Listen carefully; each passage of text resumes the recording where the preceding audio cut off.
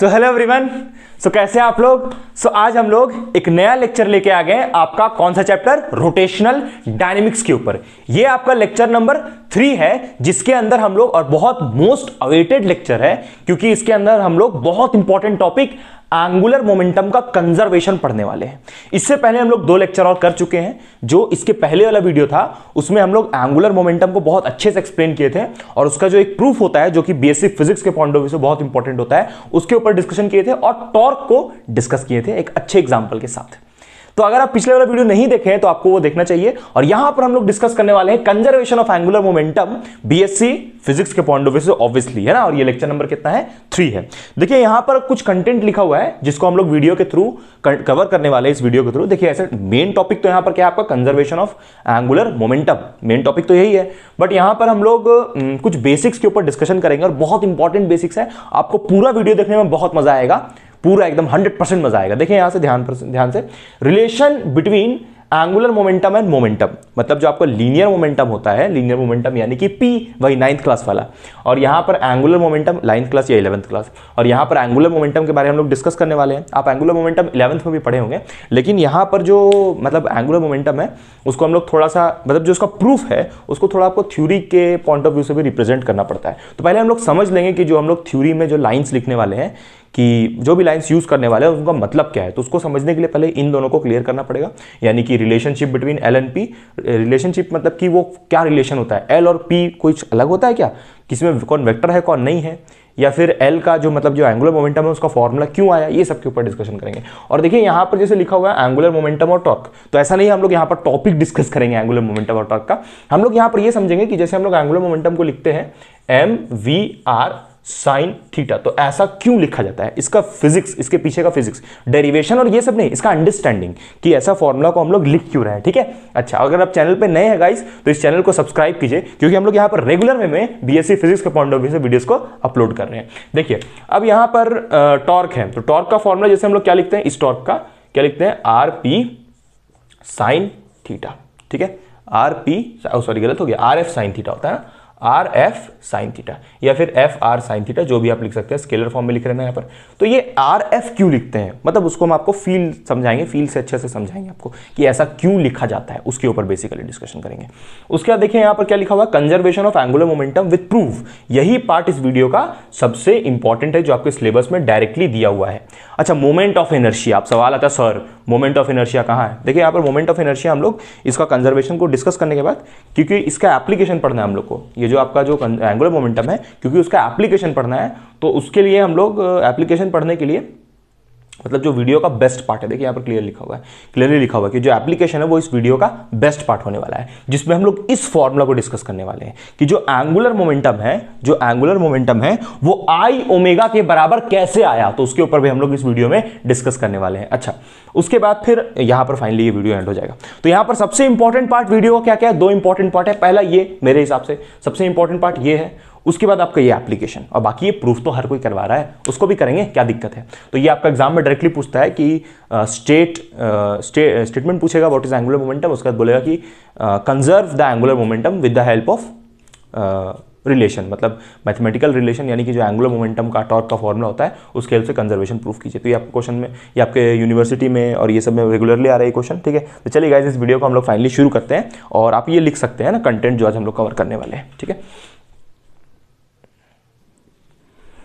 तो गाइज आप ये हेडिंग डाल सकते हैं, कंजर्वेशन ऑफ एंगुलर मोमेंटम, है ना, इसको आप लिख सकते हैं। और चलिए गाइज हम लोग वीडियो को फाइनली स्टार्ट करते हैं। देखिए सबसे पहले यहां पर आपको हम पहले मोमेंटम की तरफ लेके जाएंगे, और आपका जो लीनियर मोमेंटम होता है यानी कि पी, लीनियर मोमेंटम यानी कि पी, पहले उसको कंजर्व करके दिखाएंगे, उसके बाद हम लोग धीरे धीरे एंगुलर की तरफ चलेंगे। धीरे नहीं, तुरंत हम लोग यहां पर जाएंगे, पहले 2 मिनट समझ लीजिए। जैसे मान लीजिए कि यहाँ पर देखिए सिनेरियो क्या है उसको हम समझाते हैं आपको। सबसे पहले देखिए यहाँ पर सीन कुछ ऐसा है कि जैसे मान लीजिए कि एक स्ट्रेट पाथ है, एंड अभी देखिए टॉपिक आप ये लिख सकते हैं कंजर्वेशन ऑफ एंगुलर मोमेंटम, उस पर हम लोग आएंगे। देखिए सबसे पहले यहाँ पर आप लोग समझ लीजिए पहले मोमेंटम के बारे में। देखिए यहाँ पर जैसे मान लीजिए कि एक आदमी है, इस आदमी का मास है m, इस आदमी का मास क्या है m, और ये v वेलोसिटी से इस तरफ जा रहा है। इस आदमी पे बाहर से कोई भी फोर्स नहीं लग रहा है। तो यानी कि यहां पर इस आदमी पे लगने वाला एक्सटर्नल फोर्स हम क्या लिखेंगे, 0, क्योंकि इस आदमी पे बाहर से कोई भी फोर्स नहीं लग रहा है, तो इसलिए बाहर से लगने वाला फोर्स इस आदमी पे क्या है, 0। बाहर से लगने वाला फोर्स इस आदमी पे क्या है, 0। तब ये आदमी आगे क्यों बढ़ रहा है, अरे भाई पैर से आगे चल रहा है ना, तो पैर से आगे चल रहा है यानी कि इसका ये कौन सा फोर्स है, इंटरनल फोर्स, जिसकी वजह से ये आदमी आगे जा रहा है, तो ये एक्सटर्नल फोर्स 0 है। अगर हम ये लिखते हैं यहां पर कि इस आदमी पे लगने वाला नेट फोर्स 0 है, तो वो गलत होता बिल्कुल, क्योंकि ये आदमी फिर आगे कैसे बढ़ रहा है, अगर इसको फोर्स नहीं लग रहा तो भाई फोर्स लग रहा है तब ना वो आगे बढ़ रहा है। लेकिन हम यहाँ पर एक्सटर्नल मतलब पीछे से कोई इसको धक्का नहीं दे रहा है या फिर इन्वायरमेंट की वजह से इस पे कोई फोर्स नहीं लग रहा है, ये आदमी अपने से मतलब इसके अंदर जो इंटरनल फोर्सेस है, यानी कि जैसे ये पैर हाथ चला रहा है तो उसकी वजह से ये आदमी आगे जा रहा है v वेलोसिटी से। क्या इस आदमी के पास मोमेंटम होगा, बिल्कुल होगा। क्यों मोमेंटम होगा, क्योंकि इस आदमी के पास मास है, मास तो पक्का है, और वेलोसिटी भी है। तो आप पढ़े होंगे बचपन में फॉर्मूला मोमेंटम का, मास इनटू वेलोसिटी, तो इस आदमी के पास मोमेंटम तो है। ठीक, ये आदमी का यहां पर जो मोमेंटम है, चलिए उसको हम लोग लिख लेते हैं पी इनिशियल। यहां पर का जो मोमेंटम है इस आदमी को, उसको क्या लिख लिया हम लोग, पी इनिशियल। कुछ देर बाद ये आदमी यहां पर पहुंच जाता है, कुछ देर बाद ये आदमी यहां पहुंच जाता है, और अभी भी इसका वेलोसिटी क्या है, अभी भी इसका वेलोसिटी v है। अच्छा, इस आदमी का मास अभी भी क्या रहेगा, m, इसका पैर जमीन में है, इस आदमी का मास अभी भी क्या रहेगा, m, और यहां पर इसका मोमेंटम क्या हो जाएगा, p फाइनल। यहां पर इसका मोमेंटम क्या हो गया, p फाइनल। ठीक, अब जब इसका हम लोग निकालेंगे चेंज इन मोमेंटम, तो आपको उसको क्या लिखेगा, चेंज इन मोमेंटम को P final minus P initial. ये फिजिक्स में चेंज का मतलब ही क्या होता है, फाइनल माइनस इनिशियल। जो बच्चा मतलब जो स्टूडेंट पहले वाला वीडियोस नहीं भी देखा है, उसको भी ये कंजर्वेशन ऑफ एंगुलर मोमेंटम 100% समझ में आएगा, कोई दिक्कत नहीं होगा समझने में। इतना ईजी लैंग्वेज में हम आपको यहाँ पर एंगुलर मोमेंटम समझाने वाले हैं। अब देखिए ध्यान से, यहाँ पर इसका चेंज इन मोमेंटम क्या आया, P final minus P initial. ठीक, अब देखिए न्यूटन्स का जो लॉ होता है उसके हिसाब से F इज इक्वल्स टू क्या होता है, ma, force is equals to mass into acceleration, ये होता है न्यूटन्स का सेकंड लॉ। यहां पर इसी का सेकंड लॉ, न्यूटन का सेकंड लॉ को हटाइए, इसको हम लोग नहीं लेते हैं। यहां पर जो न्यूटन्स का सेकंड लॉ होता है उसको हम लोग चलिए एक काम करते हैं, डिफरेंशियल फॉर्म में लिखते हैं। तो F इज इक्वल्स टू क्या लिखेंगे, del P by del T, change in angular momentum with respect to, इसको बोलते हैं हम लोग न्यूटन सेकंड लॉ। ठीक है, पता होगा आप लोग को। इसी को हम लोग फिर से डिफरेंशियल फॉर्म में क्या लिख सकते हैं, F is equals to dP by, मतलब small change in momentum by small time, ये भी लिख सकते हैं, कोई प्रॉब्लम नहीं है। और ये भी बिल्कुल हम लोग लिख सकते हैं 100%, दिस इज आल्सो करेक्ट। ठीक है, del P by del T। अब देखिए इस आदमी का यहां पर मोमेंटम क्या है, Pi, इस आदमी का यहां पर मोमेंटम क्या है, P फाइनल। हम लोग को यहां पर यह साबित करना है जो मोमेंटम है, मोमेंटम वो कांस्टेंट है या फिर कंजर्व है, कंजर्व है, हाँ सही था, कंजर्व है। इस आदमी का जो मोमेंटम है वो क्या है, कंजर्व। कंजर्व बोलने का मतलब यहां पर मोमेंटम कंजर्व है या कांस्टेंट है, जो भी आप बोल सकते हैं, मतलब जो मोमेंटम यहां पर है इनिशियली, वही मोमेंटम इसके पास क्या है, फाइनली। ठीक है, कैसे, देखिए इस आदमी पे लगने वाला, अच्छा ये न्यूटन्स का जो लॉ होता है ना सेकंड वाला, यहां पर ये फोर्स इंटरनल नहीं होता या फिर नेट नहीं होता है, यहां पर न्यूटन एक्सटर्नल फोर्स लिखा था, मतलब external force is equals to change in momentum by change in time. अगर कोई एक्सटर्नल फोर्स होगा तब बॉडी का मोमेंटम चेंज करेगा, लेकिन अभी हम आपको बता दिए यहां पर तो कोई एक्सटर्नल फोर्स मौजूद नहीं है, तो एक्सटर्नल फोर्स भाई है ही नहीं। एक्सटर्नल फोर्स अगर मौजूद है ही नहीं तो यानी कि इस आदमी का जो मोमेंटम होगा एक्सटर्नल वाला, उसको हम लोग क्या पुट करेंगे, 0 पुट करेंगे। तो अगर हम लोग यहाँ पर एक्सटर्नल फोर्स का वैल्यू 0 पुट कर देंगे तो यहाँ से क्या आ जाएगा, फिर देखिए इसको अगर हम लोग 0 पुट करते हैं तो यहाँ से क्या आ जाएगा, del P by del T, और इस डेल T को इस तरफ आप भेजिएगा, डेल T को इस तरफ भेजिएगा तो डेल T इस तरफ जाके क्या हो जाएगा, 0, और फाइनली ये डेल T इस तरफ जाएगा तो 0 होगा, और फाइनली यहाँ पर बचेगा डेल P, और ये डेल P किसके बराबर आएगा, 0 के। और इसी को हम क्या लिखेंगे, डेल का मतलब क्या होता है, P final minus P initial which is equals to 0। अब ये P इनिशियल को उठा के इधर फेंक दीजिए, तो यहां पर P final is equals to क्या आ जाएगा, P इनिशियल। यानी कि इस आदमी का जो यहां पर मोमेंटम था वही, सॉरी यहां पर जो मोमेंटम था वही मोमेंटम इस आदमी का यहां पर भी है। यानी थ्रू आउट द पाथ जब ये आदमी यहां से यहां चल रहा है, बाकायदे यहां पर एक शर्त है, शर्त ये है कि इस आदमी पे लगने वाला एक्सटर्नल फोर्स 0 होना चाहिए। तो अगर इस आदमी पे लगने वाला एक्सटर्नल का बात करें, इंटरनल नहीं, एक्सटर्नल फोर्स इस आदमी पे 0 होना चाहिए, और जो कि है भी हम लोग यहाँ पर स्टार्टिंग से ही मान के चल रहे हैं कि इस आदमी को ना पीछे से कोई ढकेल रहा है, ना आगे से ढकेल रहा है, ना ऊपर से ना नीचे से, ये आदमी खुद ब खुद चल रहा है। यानी इस पे सिर्फ कौन सा फोर्स है, इंटरनल फोर्स। तो जब ये आदमी आगे बढ़ेगा तो इसका एक्सटर्नल फोर्स 0 है, तो यहाँ पर एक्सटर्नल फोर्स को 0 पुट किए, तो यहाँ पर ये डेल टी जाके इधर मर गया, यानी उसका वैल्यू 0 हो गया। और डेल पी को हम लोग कैसे डिफाइन करते हैं, P final minus P initial, तो पी इनिशियल को इधर भेजा, तो यहाँ पर पी फाइनल और पी इनिशियल बराबर आ गया। यानी कि यहाँ पर इस आदमी का जो लीनियर मोमेंटम है, एंगुलर नहीं लीनियर, क्योंकि यहाँ पर हम लोग फोर्स का बात कर रहे हो, और ये सबसे इंपॉर्टेंट बात, यहाँ पर ये आदमी स्ट्रेट लाइन में चल रहा है, तो अगर स्ट्रेट लाइन में चलता है तो उसको हम लोग बोलते हैं लीनियर मोशन। तो इसीलिए यहाँ पर हम लोग किसको कंजर्व किए, लीनियर मोमेंटम को। तो ये आपका टॉपिक था कंजर्वेशन ऑफ लीनियर मोमेंटम वाला, है ना। अब हम लोग एंगुलर वाले पे आएंगे। ये किसका था, लीनियर मोमेंटम के बारे था, यानी पी के बारे। ठीक कुछ ऐसे ही हम लोग यहां पर किसको कंजर्व करेंगे, कंजर्वेशन ऑफ एंगुलर मोमेंटम पे भी ठीक ऐसे ही प्रोसेस करेंगे। लेकिन एंगुलर मोमेंटम में फोर्स नहीं होता है। एंगुलर मोमेंटम में फोर्स का जगह कौन लेता है, एंगुलर मोमेंटम में फोर्स का जगह कौन ले लेगा, टॉर्क। और मोमेंटम यानी कि पी का जगह कौन ले लेगा, एंगुलर मोमेंटम यानी कि एल। और मोमेंटम के बारे में आपको बहुत अच्छे से पता है कि momentum is a vector quantity. तो वैसे ही यहां पर एंगुलर मोमेंटम भी कैसा क्वांटिटी होगा, वेक्टर। ठीक, कैसा क्वांटिटी होगा, वेक्टर होगा। और यहां पर फोर्स भी वेक्टर होता है, तो टॉर्क भी वेक्टर होगा। फॉर्मूला सबका अलग अलग होगा। अच्छा ठीक है, यहां तक सही है, यहां तक आपको कोई दिक्कत नहीं होगा। ठीक है, अब यहां पर कोई और ऐसा टर्म दिख रहा है जिसके बारे नहीं, यहां पर बस इतना ही है। अब इसके बारे में हम लोग आगे अभी डिस्कस करेंगे, अभी थोड़ा आगे चल के हम लोग इसके ऊपर भी आएंगे। ठीक है, आप यहां पर अब आप पूछिएगा सर आप ये सब क्यों करवा रहे हैं, आपको तो डायरेक्ट इस पे आना चाहिए। नहीं, अभी हम लोग पी और एल के बीच थोड़ा रिलेशनशिप को समझ के तब जल्दी सुधर जाएंगे, जाने वाले इधर। तो ये आप समझ गए होंगे, ये शॉर्ट में था। वैसे ही हम लोग जो एल है ना उसके बारे में आपको शॉर्ट में बताएंगे अभी, ऐसे ही प्रूफ करके।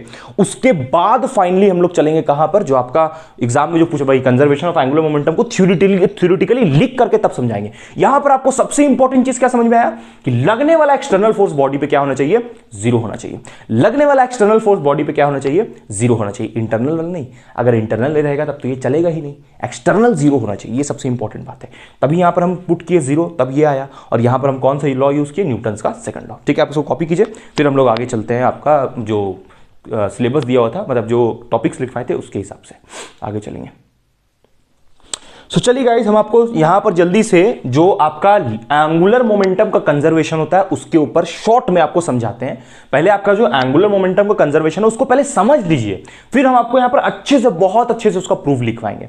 उससे पहले जो हम आपसे चाहते हैं, यहां पर जो एंगुलर मोमेंटम का फॉर्मूला होता है वो क्या होता है, और जो टॉर्क का फॉर्मूला होता है वो क्या होता है। मतलब जैसे आपको फोर्स का फॉर्मूला पता चल गया ना, फोर्स का फॉर्मूला हम लोग क्या लिख रहे हैं, फोर्स का फॉर्मूला। खैर फोर्स का फॉर्मूला से यहां पर उतना मतलब तो नहीं है, लेकिन यहाँ पर जैसे फोर्स का फॉर्मूला से यहाँ पर उतना मतलब तो नहीं है, अभी उतना यूज़ नहीं है।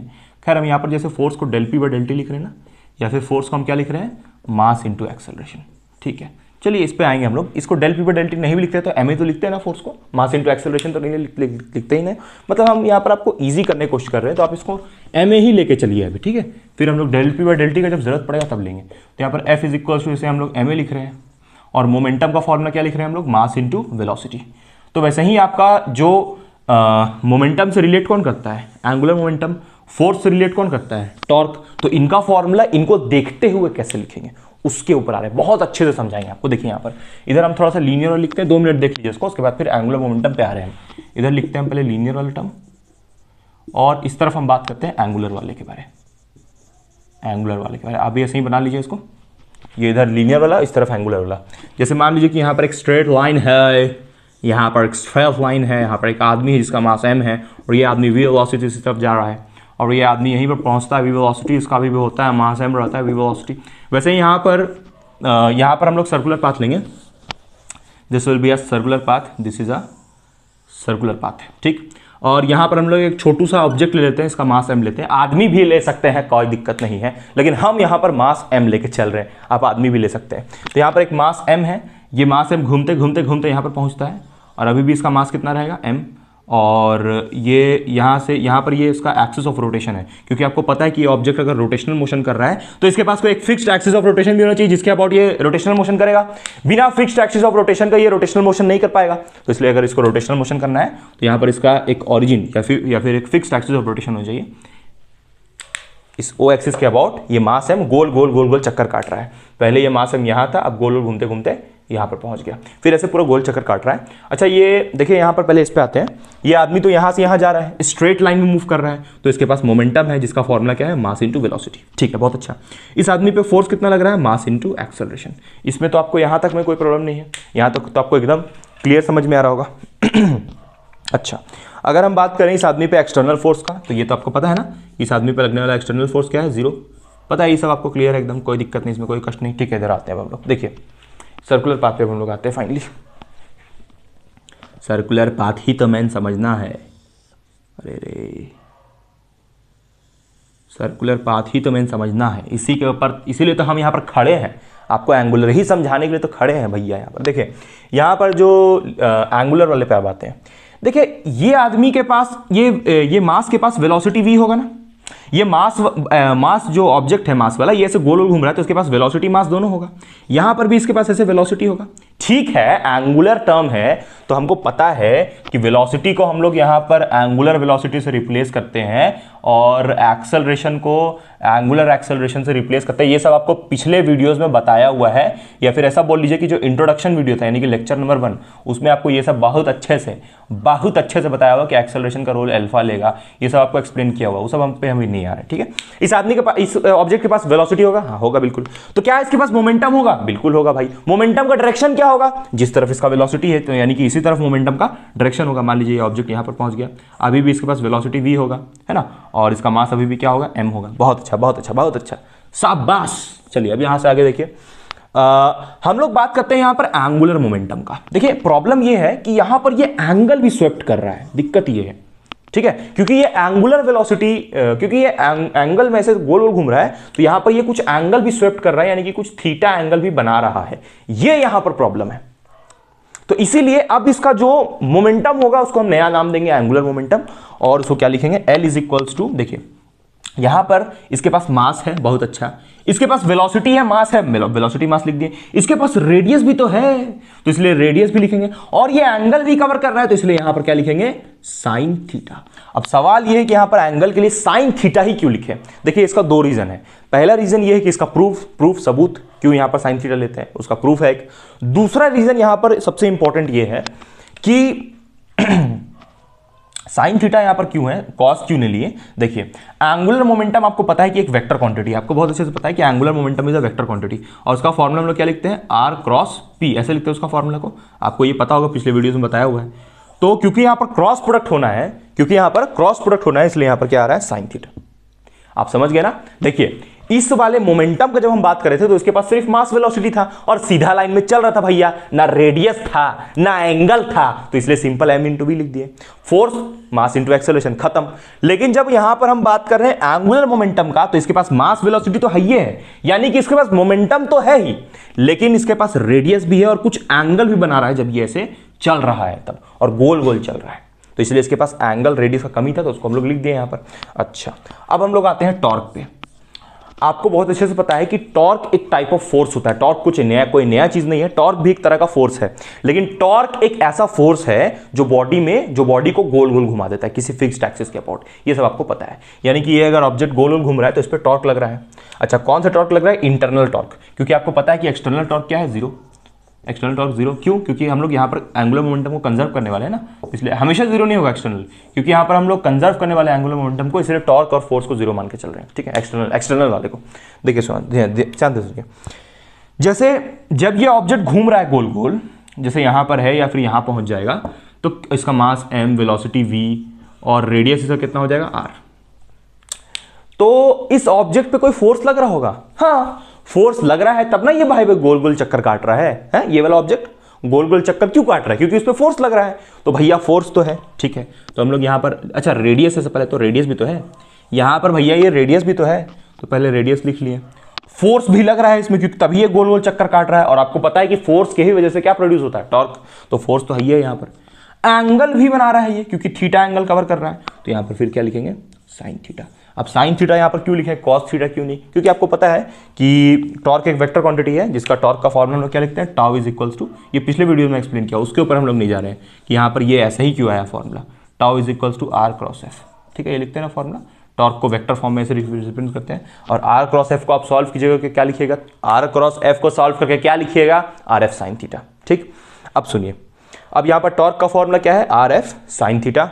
एंगुलर मोमेंटम का फॉर्मूला है m we are sine theta. हम क्या चीज आपको बता रहे थे अभी कि भाई यहां पर टॉर्क को आर एफ साइन थीटा क्यों लिखते हैं, क्योंकि जब बॉडी गोल गोल चक्कर काटता है तो उसके पास फोर्स तो है, फोर्स की वजह से ही वो गोल गोल चक्कर काट रहा है, लेकिन क्योंकि वो रेडियस, एक सर्टेन रेडियस उसका है, क्यों, क्योंकि एक फिक्स्ड एक्सिस के अबाउट ये गोल घूम रहा है ना, तो एक रेडियस भी है इसके पास और एंगल भी बना रहा है, इसीलिए टॉर्क का आर एफ साइन थीटा होता है। और angular momentum M we are sine theta क्यों होता है वो क्लियर हुआ, क्योंकि ऑब्जेक्ट के पास मास, वेलोसिटी, रेडियस, एंगल सब है, इसलिए एंगुलर मोमेंटम क्या बनेगा, M we are sine theta. अच्छा, आप ध्यान से देखिएगा तो एंगुलर मोमेंटम के फॉर्मूला में फोर्स आ रहा है, और सॉरी टॉर्क के फॉर्मूला में फोर्स आ रहा है, वैसे ही एंगुलर मोमेंटम के फॉर्मूला में मोमेंटम आ रहा है। मोमेंटम आपको पता है ना क्या होता है, मास इनटू वेलोसिटी। तो एंगुलर मोमेंटम को आप क्या लिखिएगा, एम वी है ना, तो एम वी को क्या लिखिएगा, आर पी साइन थीटा। तो आप शॉर्ट में एंगुलर मोमेंटम को ये भी लिख सकते हैं, लेकिन हम आपको ये सजेस्ट करेंगे कि आप ये वाला फॉर्मूला याद रखिए, M we are sine theta, बहुत इंपॉर्टेंट है, मतलब इसी से हम लोग सारा चीज़ प्रूव करेंगे। अच्छा, एक चीज़ आपको डाउट नहीं होता है कि हम लोग यहाँ पर बात किसके ऊपर करने वाले, कंजर्वेशन ऑफ एंगुलर मोमेंटम, यानी एंगुलर मोमेंटम को कंजर्व करने वाले हैं। एक चीज़ आप नहीं सोचें कभी भी, जब ये ऑब्जेक्ट ऐसे गोल घूम रहा है तो आप ध्यान दीजिएगा, यहाँ पर रेडियस मान लीजिए R1 है, यहाँ पर रेडियस थोड़ा छोटा मान लीजिए R2, यहाँ पर रेडियस देखिए थोड़ा बड़ा दिख रहा होगा आपको, तो इसको हम लोग चलिए ले लेते हैं R3। ये सर्कल हम लोग नहीं बनाए, ये एलिप्टिकल पाथ बनाया है ना, ऐसा लग रहा है कि बीच में सन है और ये प्लैनेट उसके अराउंड रिवॉल्व कर रहा है, उसके बारे हम लोग आएंगे, उसके ऊपर आएंगे, उसी के ऊपर बल्कि ये वीडियो एप्लीकेशन के ऊपर। तो यहाँ पर इसका मास तो सब जगह m है, वेलोसिटी सब जगह v है, लेकिन रेडियस सब जगह चेंज कर रहा है, तो एंगुलर मोमेंटम तो चेंज करना चाहिए। देखिए ध्यान से सुनिए, यहां पर जब इसका रेडियस चेंज हो रहा है तो इसका वेलोसिटी भी चेंज होगा, यानी कि यहां का वेलोसिटी, अगर यहां का रेडियस r3 तो यहां का वेलोसिटी v3, यहां अगर रेडियस r1 तो यहां का वेलोसिटी v1, यहां रेडियस r2 तो यहां का वेलोसिटी v2। यानी अगर ऑब्जेक्ट गोल गोल घूमता है, अगर ऑब्जेक्ट गोल गोल घूमता है तो उसका वेलोसिटी और रेडियस दोनों चेंज होता है। तब आपके सवाल दिमाग में सवाल आना चाहिए ना कि सर ये दोनों चेंज हो रहा है, मास तो कांस्टेंट है मान लिए, साइन थीटा तो चलिए साइन थीटा तो थीटा को हम 90 ले लेते हैं, तो साइन 91 इसका मामला खत्म हो जाएगा, तब भी तो एम वी आर बचेगा ना। और यहां पर रेडियस और वेलोसिटी तो चेंज कर रहा है रेगुलर वे में, हाँ रेडियस और वेलोसिटी जो है वो तो चेंज कर रहा है, तब एंगुलर मोमेंटम कांस्टेंट कैसे हो सकता है, ये दिमाग में डाउट आना चाहिए, कांस्टेंट कैसे हो गया एंगुलर मोमेंटम। तो देखिए रेडियस अगर बढ़ता है तो इसका वेलोसिटी, देखिए यहां पर ये फॉर्मूला बहुत इंपॉर्टेंट है, सबसे इंपॉर्टेंट फॉर्मूला लिखने जा रहे हैं इस लेक्चर का, सबसे important, v is equals to R omega, ये फॉर्मूला बहुत इंपॉर्टेंट है। देखिए यहां से एकदम क्लियर पता चल रहा है कि आपका v is equals to R omega लिखा हुआ है, तो अगर आपका रेडियस बढ़ रहा है तो वेलोसिटी बढ़ेगा, तो यहां से अगर रेडियस बढ़ा तो वेलोसिटी बढ़ा, क्या मतलब है इसका कि रेडियस बढ़ा तो वेलोसिटी बढ़ा, सही बात है। देखिए यहां पर रेडियस और वेलोसिटी में कैसा v is equals to R omega से कैसा रिलेशनशिप दिख रहा है, v is equals to R omega, और या फिर इससे अगर आप नहीं भी चेक करें तो यहां से देख सकते हैं v is equals to R omega पे हम लोग थोड़ा देर में आएंगे, v is equals to R omega पे थोड़ा देर में आएंगे। आइए हम लोग पहले इस पे ध्यान दीजिए, यहां से ध्यान दीजिए, यहां पर देखिए जो रेडियस है और जो वेलोसिटी है उसमें इन्वर्सली का रिलेशन है। अगर आप एंगुलर मोमेंटम का फॉर्मूला ध्यान से देखें तो यहाँ पर m और यहाँ पर v है, तो इसको r को यहीं दीजिए, साइन थीटा ऐसे लिखिए, और ये जो v है इसको नीचे ले आइए, इसको नीचे ले आइए। तो आप अगर चेक कीजिएगा ध्यान से तो जो आपका वेलोसिटी है v और जो रेडियस है r, उन दोनों में कैसा रिलेशन दिख रहा है, इन्वर्सली का। यानी अगर हम लोग रेडियस को बढ़ाते हैं तो स्पीड घटता है, और अगर स्पीड को बढ़ाते हैं तो रेडियस घटता है। तो अगर यहाँ पर रेडियस ज़्यादा है तो यहाँ का स्पीड कम होगा, अगर यहाँ पर रेडियस कम है तो स्पीड ज़्यादा होगा। तो इसलिए स्पीड और रेडियस इन्वर्सली है। तो ध्यान से सुनिए, अगर रेडियस 10 मीटर बढ़ा तो स्पीड 10 मीटर पर सेकंड घट गया। तो यानी कि ये दोनों एक दूसरे को मिलकर कंपनसेट कर देता है, यानी एक बढ़ता है तो दूसरा घटता है, और ये बढ़ता है तो ये घटता है, तो एक बढ़ रहा है तो दूसरा घट रहा है, तो दोनों एक दूसरे को कैंसिल कर दिया। यानी कि नेट रिजल्ट क्या है कि ना दोनों में से कोई बढ़ा ना दोनों में से कोई घटा। अरे भैया ये बढ़ा तो ये घट गया, और ये घट गया तो ये बढ़ गया, ऐसे होता है, लोग इन्वर्सली चलता है। तो इसीलिए एंगुलर मोमेंटम कंजर्व होता है। यानी कि अगर ये 5 हो गया, घट घट के मान लीजिए 5 हो गया, तो ये बढ़ के वापस क्या हो जाएगा 10, और दोनों एक दूसरे का वैल्यू को बराबर कर लेगा। मतलब अगर ये 5 घटा तो ये 5 बढ़ेगा, अगर ये 10 घटा तो ये 10 बढ़ेगा। ऐसे करके ये लोग अपना वैल्यू को कंपनसेट कर लेगा और एल को कंजर्व कर देगा। अरे जैसे मान लीजिए हम आपको बोल रहे हैं कि आपके पास जो पैसा है आपका वो कंजर्व है। मतलब अगर आपके पास 10 रुपया है तो वो 10 रुपया आपके पास हमेशा रह रहा है। यानी हो सकता है कि अगर आप किसी को 10 रुपये देते भी होंगे तो वापस आपको कोई और आदमी आता होगा और वो 10 रुपये दे भी देता होगा वापस। मतलब जैसे मान लीजिए कि आपके पास 10 रुपया है तो आप किसी को 10 रुपये दे दिए, तो एक दूसरा आदमी आएगा वो आपको आकर 10 रुपये दे देगा। तो आपके पास अगर हम पूछे कि नेट पैसा कितना है तो आप बोलिएगा सर 10 रुपया, क्योंकि आप किसी को 10 रुपये दे दिया वो बढ़िया, लेकिन कोई आके आपको वापस भी दे दिया तो आपका 10 रुपया क्या होगा कंजर्व। वैसे ही यहां पर जब आर बढ़ रहा है तो वी घट रहा है, और जब वी अगर बढ़ गया तो आर घट जाएगा। तो ऐसे करके एल क्या हो जाएगा कंजर्व। तो इसके ऊपर हम लोग आएंगे, चलिए आप इसको कॉपी कीजिए, उसके बाद हम लोग आपको चलते हैं अब ये मेन टॉपिक के ऊपर, कंजर्वेशन ऑफ एंगुलर मोमेंटम के ऊपर। इसको आप कॉपी कीजिए, उसके बाद हम लोग चलते हैं उधर।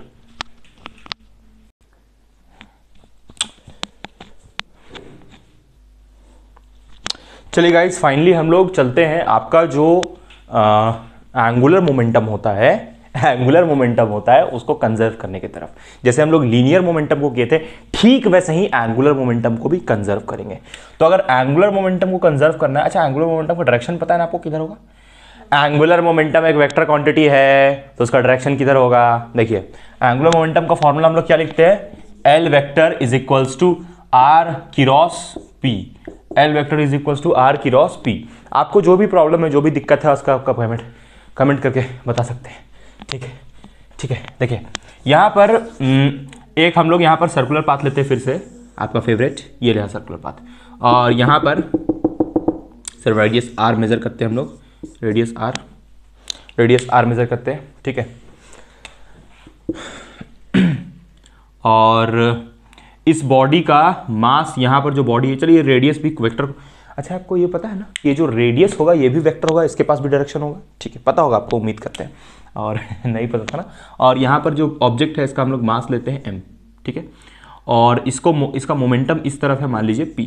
ठीक, और हमको देखिए इसका मोमेंटम इस तरफ बोलने का मतलब समझ रहे हैं ना, मोमेंटम देखिए ऐसा टेंजेंशियल है, ये मत समझिएगा कि मोमेंटम ऐसे ऊपर है ना भाई, टेंजेंशियल ऐसे, और ये रेडियस ऐसे है, रेडियस आर वेक्टर ये। ठीक, अब एक काम करते हैं कि हमको डायरेक्शन, ये आर का डायरेक्शन इस तरफ होगा। अरे रेडियस हमेशा ऐसे होता है आउटवर्ड की तरफ। ठीक है, हमको किसका डायरेक्शन चाहिए? एल का। तो यहां पर हम लोग यूज करेंगे right hand thumb rule. Right hand thumb rule ये बोलता है कि जैसे मान लीजिए कि आपका थंब है और ये 4 फिंगर है, तो आप अपना 4 फिंगर को, ये जो आपका 4 फिंगर है उसको कर्ल कीजिए आर क्रॉस पी की तरफ। मतलब ऐसे घुमाइए, ये आर ये पी, मतलब ऐसे कर्ल करना, समझ रहे हैं ना, 4 फिंगर को ऐसे घुमाना होगा, ऐसे घुमाना होगा। तो ये जो थंब है वो एल का डायरेक्शन देगा। ये थंब किसका डायरेक्शन देगा? एल का, यानी कि एंगुलर मोमेंटम का। तो देखिए आपको हमेशा आर क्रॉस पी करना है, पी क्रॉस आर नहीं करना है, क्योंकि यहां पर क्रॉस प्रोडक्ट है ना, और पी क्रॉस आर का आंसर कुछ और होगा और आर क्रॉस पी का आंसर कुछ और होगा। तो आपको इसलिए आर क्रॉस पी करना है हमेशा, पी क्रॉस आर अपने मन से नहीं करना है। अब सर ये ऐसा कैसे? देखिए आप अगर ऐसा कैसे बोल सकते हैं सर कि पी क्रॉस आर कुछ और होगा? क्योंकि भैया आप प्लेलिस्ट जाके चेक कीजिए, क्रॉस प्रोडक्ट के ऊपर पूरा वीडियो डाला हुआ है ना, बीएससी फिजिक्स के पॉइंट ऑफ व्यू से जाके देख सकते हैं। ठीक है, प्लेलिस्ट में चेक कीजिए, प्लेलिस्ट। ठीक है, देखिए अब हम लोग आर को इस तरफ थोड़ा बढ़ाते हैं, आर को इस तरफ ले गए, ये आर वेक्टर। पहले आप अपना 4 फिंगर को रखिए आर के डायरेक्शन में, थोड़ा ये 3D यहाँ पर समझ में आएगा ज़्यादा अच्छा।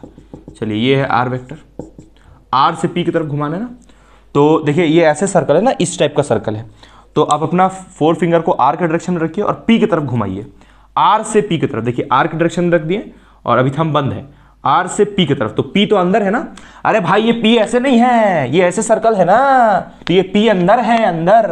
तो यहाँ पर आर से पी की तरफ घुमाइए, आर से पी की तरफ। तो ये थंब कहाँ आ रहा है? ऊपर। यानी कि आपको जो एंगुलर मोमेंटम होगा वो कहाँ होगा? ऊपर की तरफ।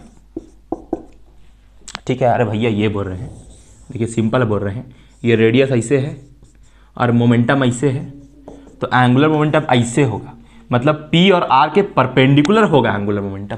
देखिए P अंदर है ना, ये P ऐसे नहीं है भैया, ये P अंदर है और ये R ऐसे है, तो ये R ऐसे, P अंदर और एंगुलर मोमेंटम ऊपर। ठीक है, R से P की तरफ, तो एंगुलर मोमेंटम ऐसे ऊपर आया। तो ये हुआ एंगुलर मोमेंटम का direction using right hand thumb rule. ठीक है, अब बिना फालतू बात किए हम लोग यहाँ पर आते हैं। एंगुलर मोमेंटम आपको वो और समझना है तो आप जा करके वो पिछले वाला वीडियो देख सकते हैं। चलिए हम लोग बिना फालतू बात किए यहाँ पर पहले एंगुलर मोमेंटम को जल्दी से कंजर्व करते हैं, जल्दी से। उसके बाद हम लोग यहाँ पर डिटेल में इसको और अच्छे से कंजर्व करेंगे डिटेल में और इसको अच्छे से समझेंगे। पहले आप इसका कंसेप्ट समझ लीजिए कि कंजर्वेशन बेसिकली हम लोग करते क्या है। सबसे पहले कंजर्वेशन में हम लोग एक सबसे इंपॉर्टेंट चीज़ ये बोलते हैं कि जैसे मान लीजिए कि यहाँ पर ये आपका सर्कुलर पाथ है और यहाँ पर एक ऑब्जेक्ट है जिसका मास है m, और ये पार्टिकल यहाँ पहुँच गया और ये पार्टिकल कुछ देर में यहाँ पहुँच जाएगा। इसका रेडियस यहाँ से लेके यहाँ तक है r, ठीक है, ये रेडियस भी क्या है r, है ना। और इसका वेलोसिटी इस तरफ है v, है ना। इसका v वेलोसिटी से ये ऑब्जेक्ट ऐसे गोल गोल चक्कर मार रहा है, ठीक। तो इस ऑब्जेक्ट पर टॉर्क लग रहा होगा। अरे भैया गोल गोल घूम रहा है तो टॉर्क लगेगा ना? नहीं लगेगा, एक्सटर्नल टॉर्क नहीं लगेगा। टॉर्क लगेगा लेकिन एक्सटर्नल नहीं लगेगा। एक्सटर्नल टॉर्क इस ऑब्जेक्ट का क्या होगा? जीरो होगा। एक्सटर्नल टॉर्क इस ऑब्जेक्ट का जीरो होगा भैया, क्योंकि एंगुलर मोमेंटम तभी कंजर्व होता है जब लगने वाला एक्सटर्नल टॉर्क जीरो है। यही नियम है।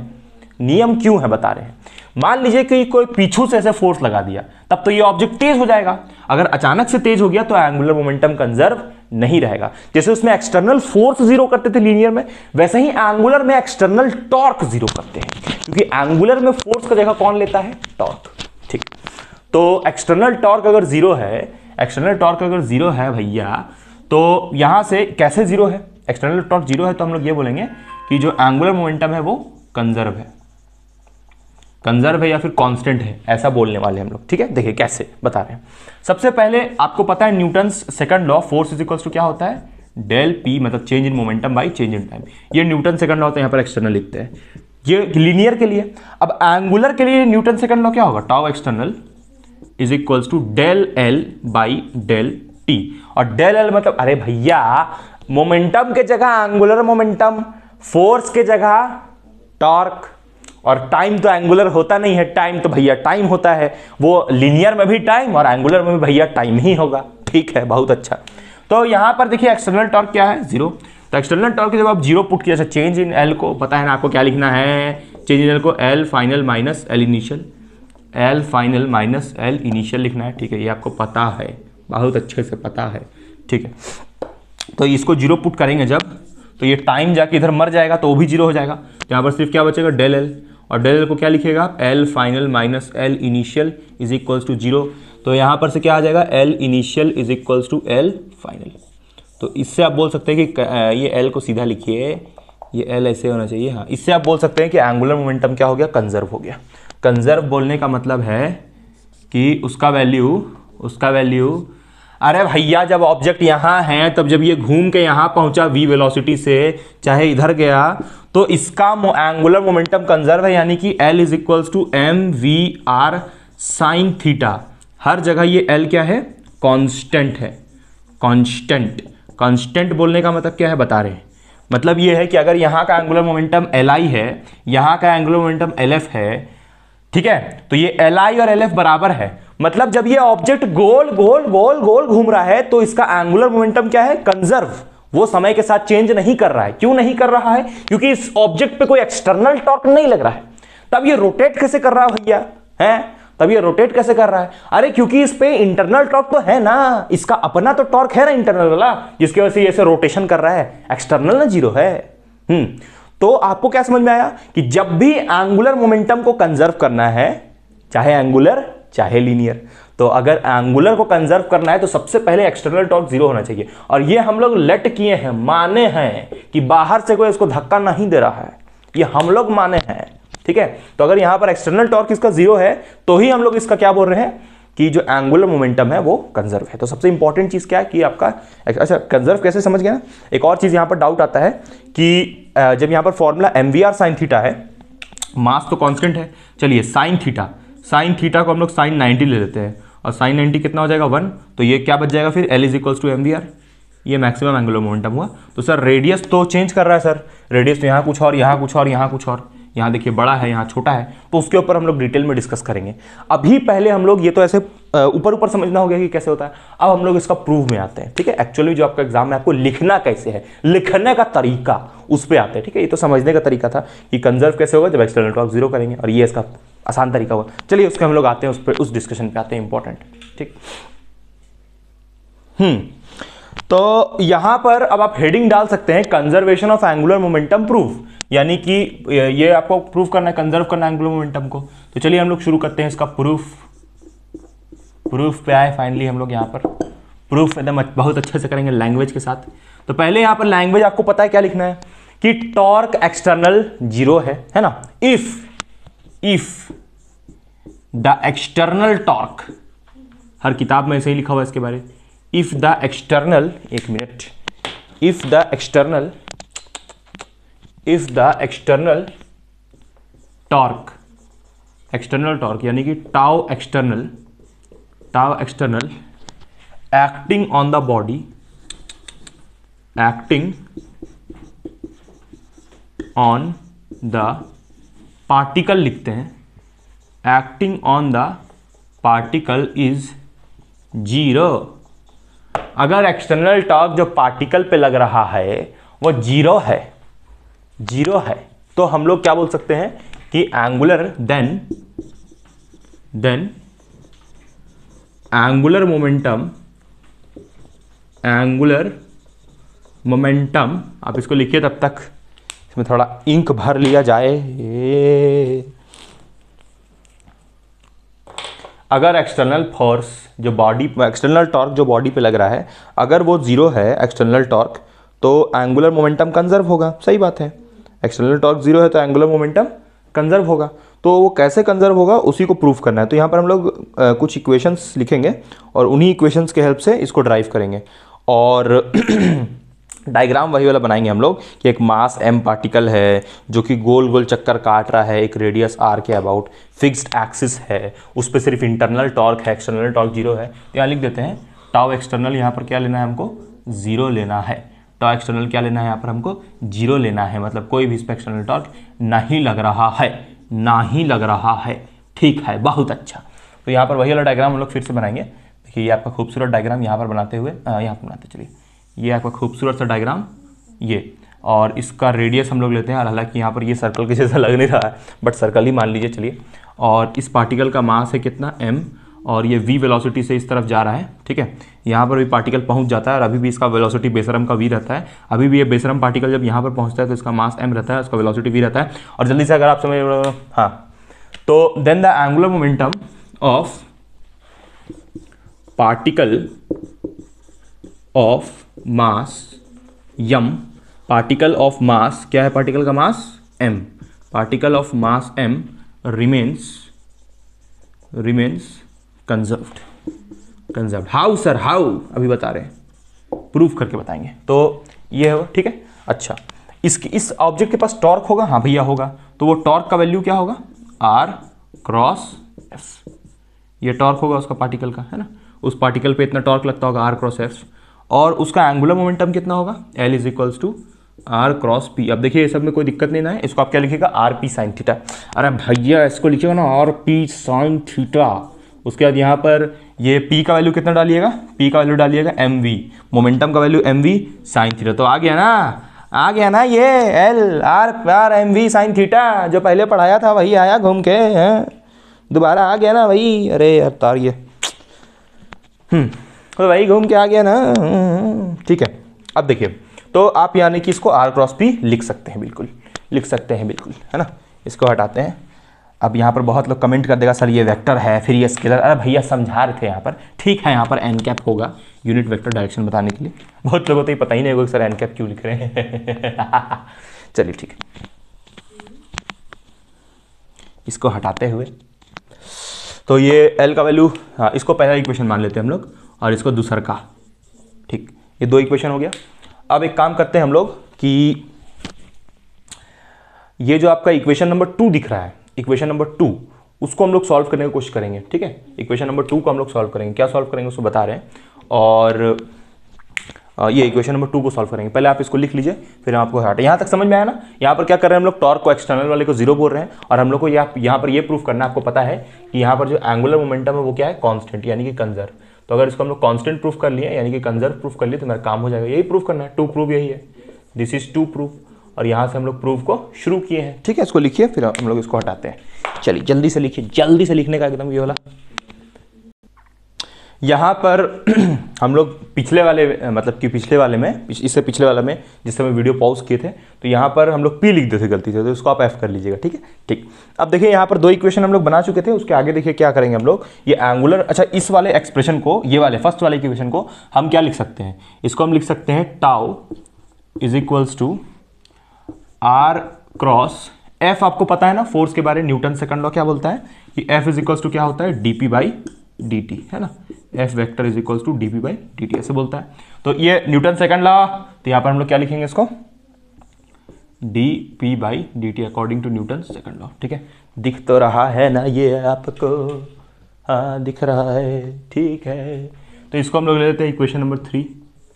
ठीक है, अब देखिए ये आपका इक्वेशन नंबर 2 है ना, तो यहाँ पर लिखते हैं हम लोग फ्रॉम इक्वेशन 2। अभी सब इक्वेशन 2 का ही काम है यहाँ पर, फ्रॉम इक्वेशन 2। जो मेरा पीछे वाला वीडियो देखे हैं उनको तो बिल्कुल ये समझ में आ रहा होगा, कोई दिक्कत नहीं हो रहा होगा। फ्रॉम इक्वेशन 2 वो 2x पे भी देख सकते हैं, कोई दिक्कत नहीं है, लेकिन जो लोग नए हैं वो लोग 1x पे देखें, कुछ समझ में नहीं आएगा। तो यहाँ पर हम लोग इक्वेशन 2 को क्या लिखेंगे, L vector is equals to R cross P। अब यहाँ पर हम लोग दोनों तरफ डिफरेंशिएट करेंगे t के रिस्पेक्ट में। ठीक है, तो उसके लिए इसको हटाना होगा, यहाँ से इसको हटाना होगा इक्वेशन 1 2 को। ठीक है, ठीक है, ठीक है, ठीक है, ये सब आपको पता है। तो हम लोग यहाँ पर इसको दोनों तरफ डिफरेंशिएट कर रहे हैं टी के रिस्पेक्ट में, डिफरेंशिएटिंग।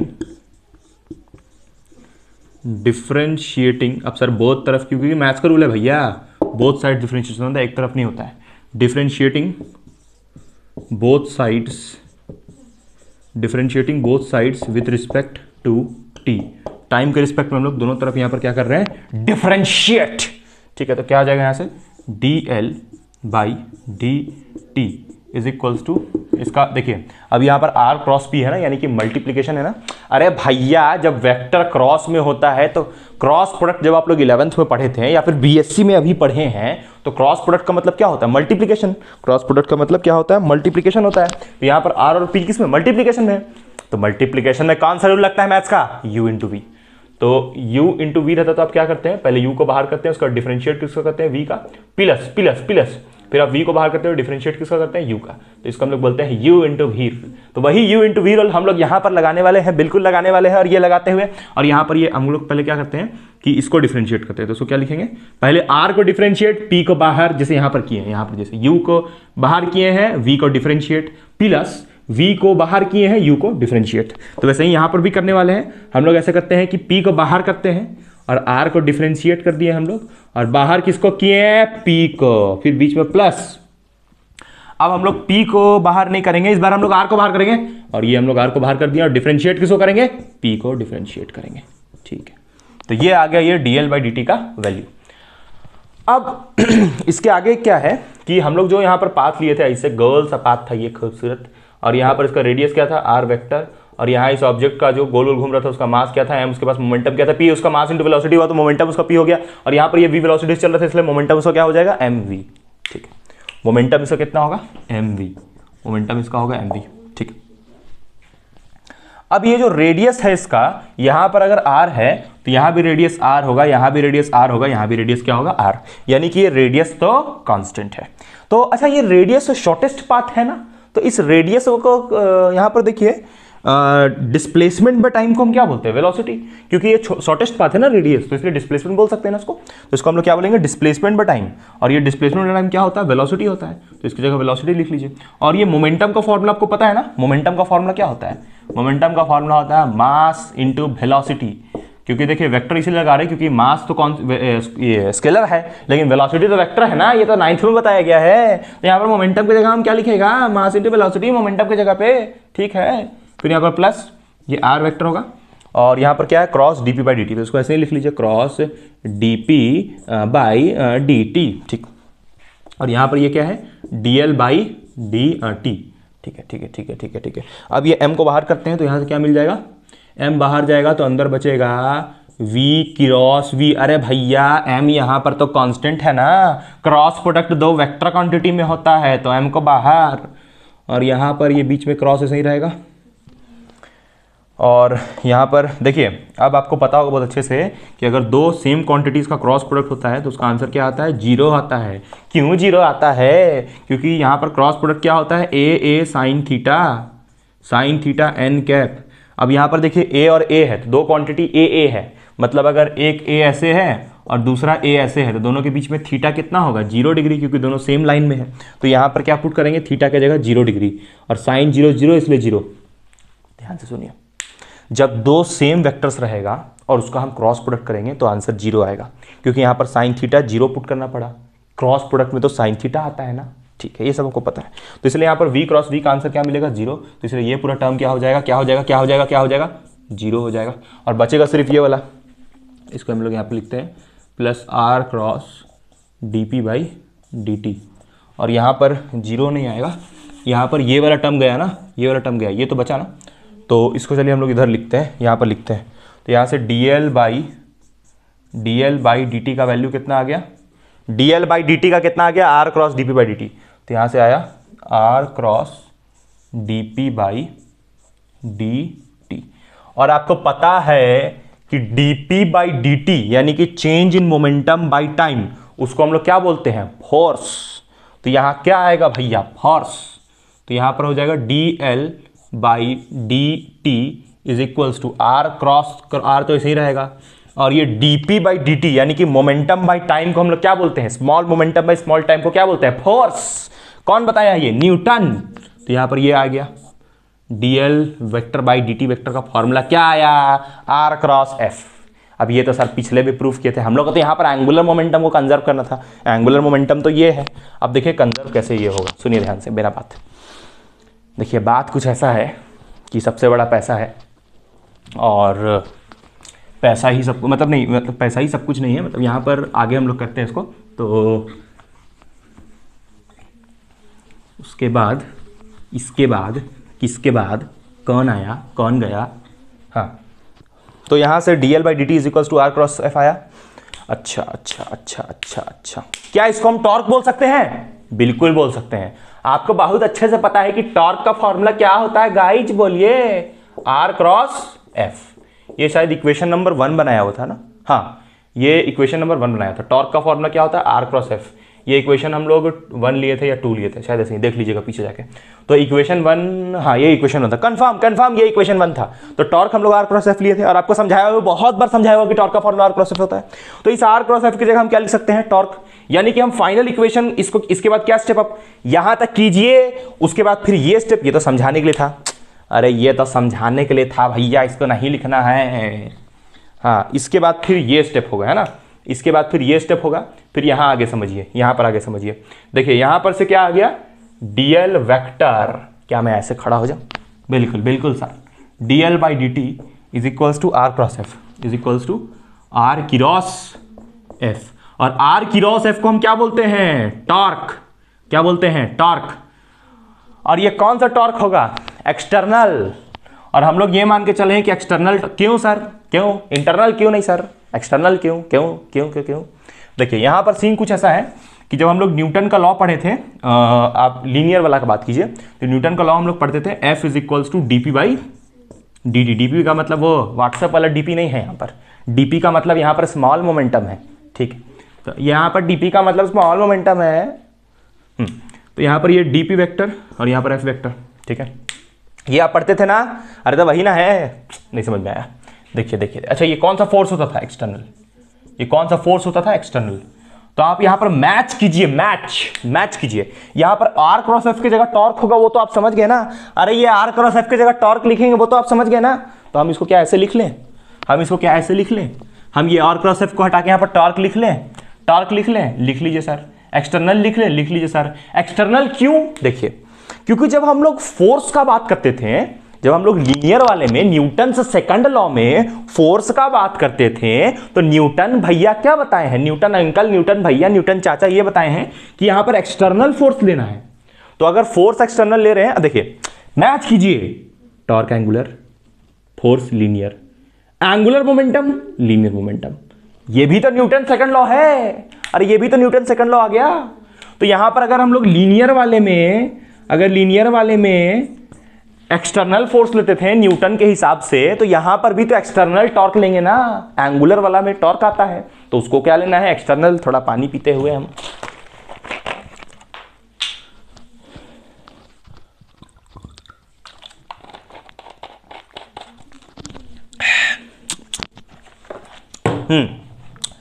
तो यहां पर जैसे लीनियर वाले में एक्सटर्नल टॉर्क लिखते हैं, वैसे ही सॉरी एक्सटर्नल फोर्स लिखते हैं, वैसे ही अगर एंगुलर वाले में टॉर्क होता है तो एक्सटर्नल लेंगे, क्योंकि न्यूटन यही बता के गया है अपने लॉ में, सेकंड लॉ ऑफ न्यूटन है ये, ठीक है। तो एक्सटर्नल टॉर्क को हम लोग जीरो मान के चले हैं, यानी कि इसको हम क्या लिखेंगे, जीरो के बराबर लिखेंगे, क्योंकि एक्सटर्नल टॉर्क तो जीरो है, ठीक है।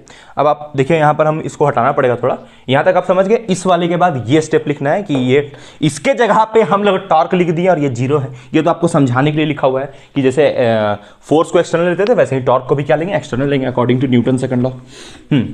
अब सुनिए बड़ा ध्यान से, यहां पर देखिए, अगर टॉर्क जीरो है तो इसके बाद हम क्या स्टेप लिखेंगे, बोलिए। इसके बाद ये लिख लें डायरेक्टली, क्योंकि भैया टॉर्क जीरो है तो यहां पर हम लोग ये लिख लें।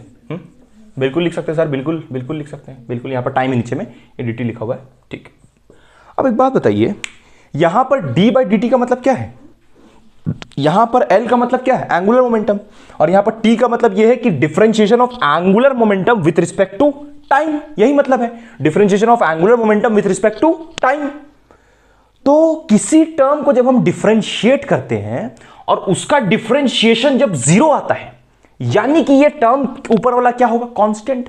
क्योंकि आप पढ़े हैं बचपन से, 11th क्लास में पढ़े हैं, ग्रेजुएशन में पढ़े हैं, 12th में पढ़े, हर जगह डिफरेंशिएशन के बारे में ये चीज आपको पता है, बहुत कॉमन सा बात है कि डिफरेंशिएशन उसी का जीरो होता है जो क्वांटिटी कांस्टेंट होता है।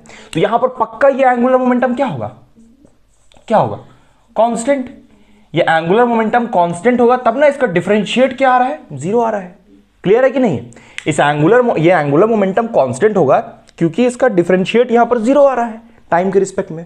जैसे मान लीजिए हम आपको बोल दें कि d5 बाई, पता नहीं आपको दिख रहा है कि नहीं, dt, 5 का डिफरेंशिएशन t के रिस्पेक्ट में क्या होगा, जीरो। वैसे ही L का डिफरेंशिएशन t के रिस्पेक्ट में जीरो है। और जीरो क्यों आया, देखिए हम लोग यहां पर प्रूफ किया, पूरा सबूत है उसका, क्योंकि टॉर्क जीरो है तो इसलिए जीरो लिखे। तो पक्का यहां पर L कांस्टेंट होगा, तब ना इसका डिफरेंशिएट जीरो आ रहा है, यही मीनिंग निकाल रहा है। तो ऐसे हम लोग इसको प्रूफ कर दिए कि एंगुलर मोमेंटम इज कांस्टेंट, ठीक है।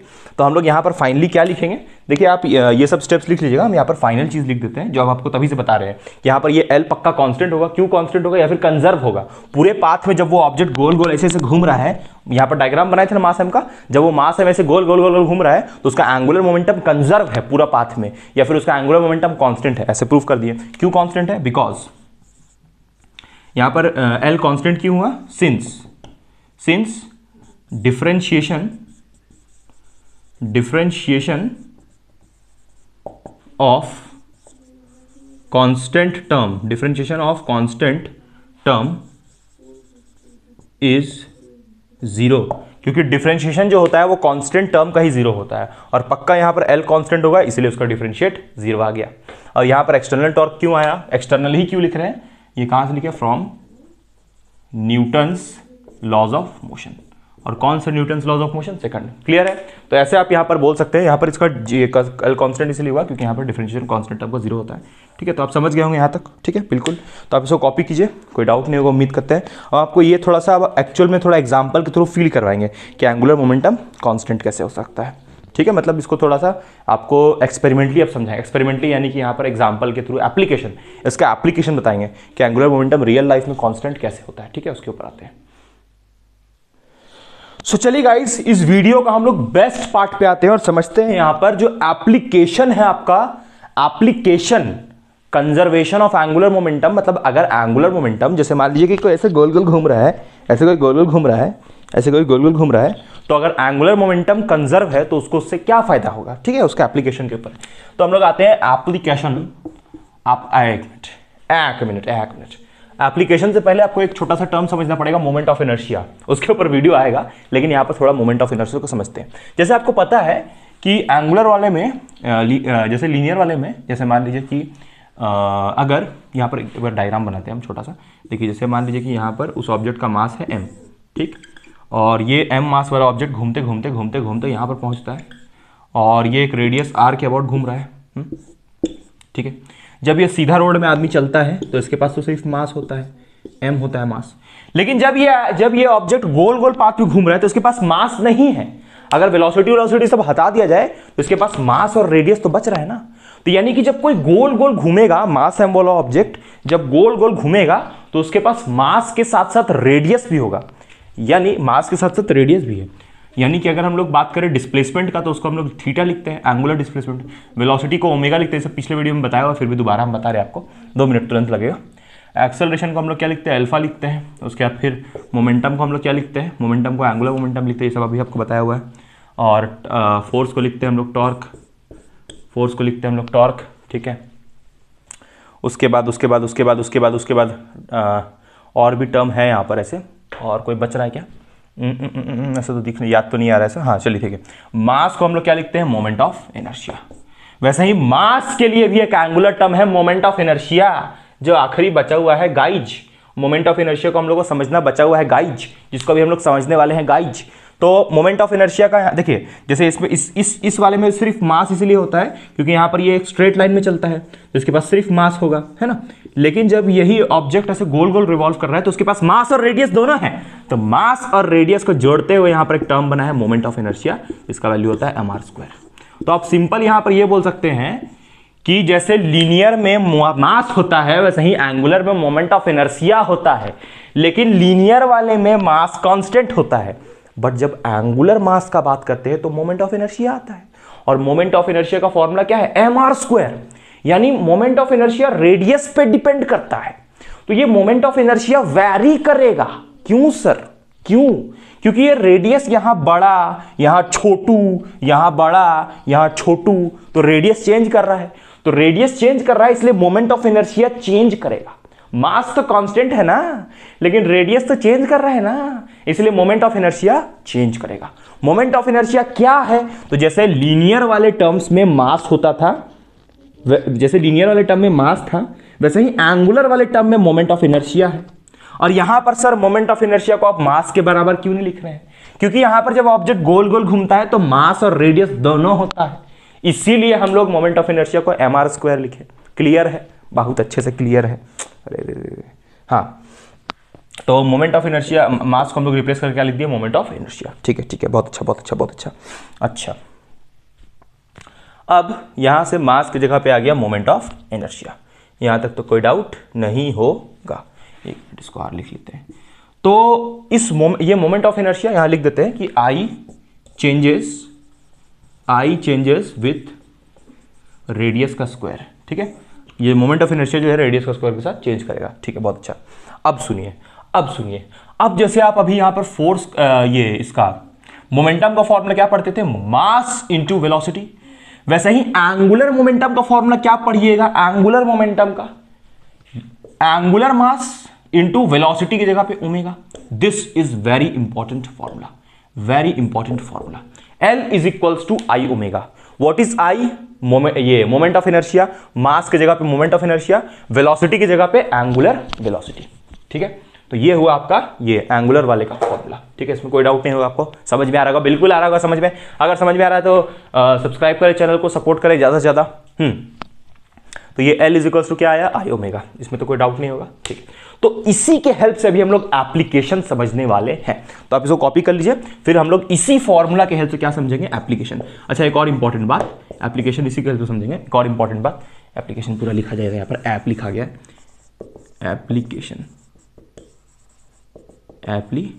अच्छा, एक और इंपॉर्टेंट बात, यहां पर अगर बात करें L का, तो अगर मान लीजिए कि I बढ़ रहा है, देखिए ध्यान से सुनिएगा, यहां पर अगर I बढ़ रहा है तो ओमेगा पे क्या असर पड़ेगा, सोच के बताइए। अगर I बढ़ रहा है यानी कि मोमेंट ऑफ इनर्शिया बढ़ रहा है तो ओमेगा पे क्या असर पड़ेगा, ओमेगा घटेगा। ठीक है, कैसे सर? देखिए, जैसे अगर हम बात करें यहां पर, ध्यान से इसको हटाइए, अब इससे आगे ये फॉर्मूला क्लियर है, कोई डाउट नहीं। ठीक, यहां पर सर ऐसा क्यों नहीं होता था कि अगर मास बढ़ता है तो कि भैया मास कांस्टेंट होता है, लेकिन मोमेंट ऑफ इनर्शिया तो रेडियस के साथ वेरी करता है ना। देखिए इसको, ठीक। अब इसको अच्छा यहाँ पर देखिए ओमेगा यहाँ पर घट कैसे रहा है, सबसे पहले उसके ऊपर आते हैं कि ओमेगा यहाँ पर घट कैसे रहा है, पहले उस पर आते हैं। ठीक है, देखिए L is equal to I omega है ना, तो अगर हम लोग यहाँ पर इस फॉर्मूला को थोड़ा एडिट करें तो ओमेगा को नीचे भेज सकते हैं तो आई आएगा। तो यानी कि आई और ओमेगा क्या है, इनवर्सली है। आई और ओमेगा क्या है, इनवर्सली है। मतलब अगर आई बढ़ेगा तो ओमेगा घटेगा, और अगर ओमेगा बढ़ेगा तो आई घटेगा। ठीक, समझ में आ गया, इनवर्सली का रिलेशन है भैया। अच्छा, इस फॉर्मूला को और कैसे लिख सकते हैं, L is equal to I omega को और कैसे लिख सकते हैं? देखिए यहां पर बहुत इंपॉर्टेंट रिलेशन है, V is equal to R omega, आप पढ़े भी होंगे ये। V इज इक्वल टू क्या होता है, R omega. V is equal to क्या होता है, आर ओमेगा। तो आप ओमेगा इक्वल टू क्या लिख सकते हैं, V by R. Omega equal to क्या लिख सकते हैं, V बाई आर। तो omega is equals to V by R. तो यहां से तो V नीचे से जा रहा है, V is equals to R omega हुआ।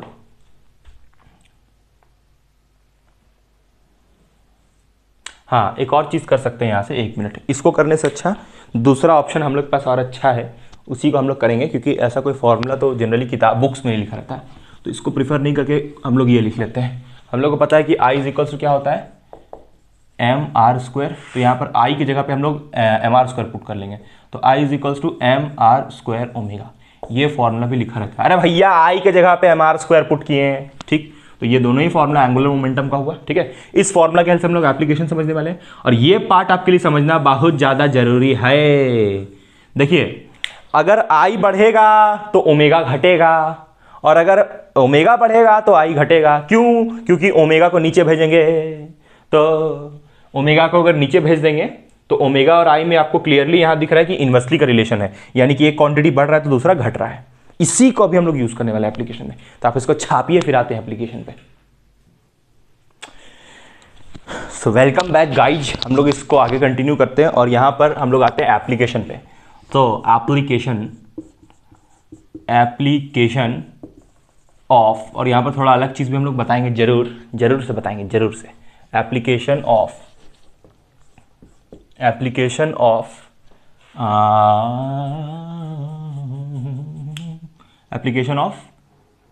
Angular momentum, application of angular momentum, यानी कि L वेक्टर।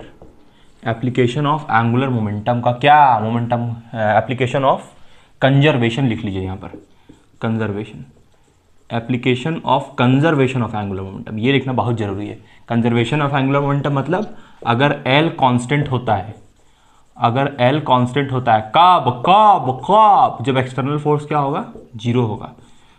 तो इसका क्या यूज है हम लोग का जीवन में इसका क्या इस्तेमाल है, जिंदगी में इसका क्या इस्तेमाल है, अगर एंगुलर मोमेंटम कंजर्व हो जाता है तो उससे क्या फायदा हमको मिलेगा, उसके ऊपर हम लोग आ रहे हैं अभी। ठीक है, अब देखिए ध्यान से सुनिएगा, यहाँ पर ध्यान से इसको समझिएगा।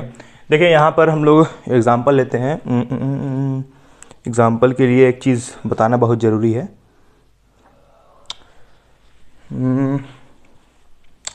इसके लिए एक एग्जाम्पल आपके सामने है,